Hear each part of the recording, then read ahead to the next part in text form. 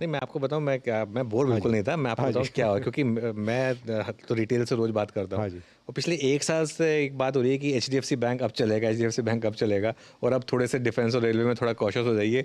और सवाल ये है कि उसके बाद भी वहाँ से जो उन स्टॉक्स में रहा उसने ज़्यादा पैसा बनाया। Right. तो एक इन्वेस्टर का ये सवाल आएगा ना कि मैं अभी शिफ्ट कर लूँ, या जब मार्केट मुझे साइन दे दे कि आप मार्केट रेडी तब शिफ्ट करो। देखिए timing, I don't think even Warren Buffett साहब को पता है हाँ। कि उन्होंने भी एप्पल जब लिया 2 साल दुख देखा उन्होंने और फिर ब्लास्ट हुआ एप्पल में। बिल्कुल।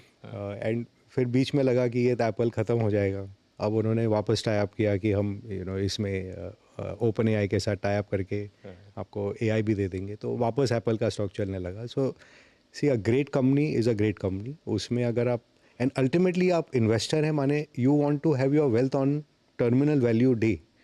10 साल बाद आपको अमीर रहना है, ये नहीं कि बीच में अमीर हो गया और फिर वापस गरीब हो गया मैं बिल्कुल बीच में। बिल्कुल। हाँ। सो जहाँ पे आप कुछ लेके बैठ सकते हैं और वो आपको रिटर्न देता जाए business and valuation comes, that is the way to wealth. अगर आप सोचें रिलायंस में 10 साल परफॉर्मेंस नहीं आया पोस्ट 2009, और फिर वो जब ये demergers डेकेड में आया तो 4 गुना हो गया 1 साल में। वही, बिल्कुल सबसे सो बड़ा स्टॉक। हाँ। जो पेशेंस रखता है अच्छी बिजनेस में और उसमें कन्विक्शन रहता है, that is the place to be. और मेरा यही सबमिशन है कि बिजनेसेस सब अच्छे हैं इंडिया में, क्योंकि इंडिया ग्रो होगी तो सभी ग्रो होने वाले हैं, तो कोई में डाउट नहीं है।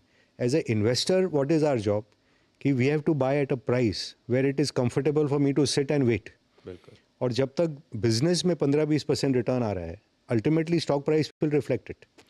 जबकि another place I am starting on a 70 multiple 60 multiple, the business में डिलीवर 20 30 40, तुम्हारा रिस्क ज़्यादा हो गया। बट 70 में अगर 20-30 डिलीवरी, जैसे वी सॉ इन एफएमसीजी कि we were all enamoured FMCG में 40-50 पी तो नॉर्मल है, but what has been the return? अगर आप पिछले फ्यू ईयर्स में देखें all the top FMCG stocks में zero return, because earning growth is single digit, multiple is 50, कैसे सस्टेन होगा ये? तो ये साइडवेज चले जाते हैं फिर। तो वही चीज़ हुआ था पहले 98 से, मैंने देखा 10 साल हिंदुस्तान लीवर में रिटर्न नहीं आया, फिर ब्लास्ट किया उन्होंने। बिल्कुल। हाँ। सेम वे इन्फोसिस जब टॉप बना 10 साल रिटर्न नहीं आया, फिर वहाँ से ब्लास्ट हुआ। सेम वे रिलायंस 10 साल रिटर्न नहीं आया, फिर वहाँ से ब्लास्ट हुआ।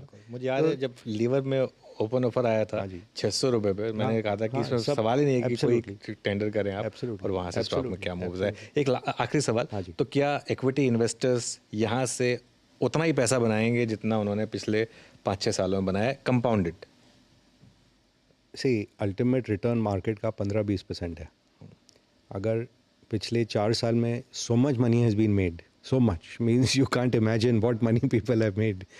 इफ़ वी थिंक कि यही एक्स्ट्रापोलेट कर लूँ और मेरे अगले 4 साल ऐसे होंगे, I think it is wrong. Okay. कि अल्टीमेटली क्या होता है, अपने 3 to 4 times in a decade is the return of the market.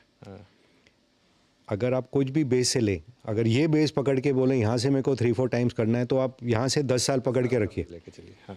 और जो मल्टीपल पे आप लेके रखे हैं काफ़ी शेयरों को, उसमें you better have a 10-year view now. हाँ। हाँ। And if you want not to have a 10-year view, then you buy these boring companies, जो कि लग रहा है रिटर्न कब आएगा पता नहीं, 1 साल लगेगा, 2 साल लगेगा, 3 साल लगेगा, क्योंकि जब आएगा वो एक साथ कैचअप होके आएगा।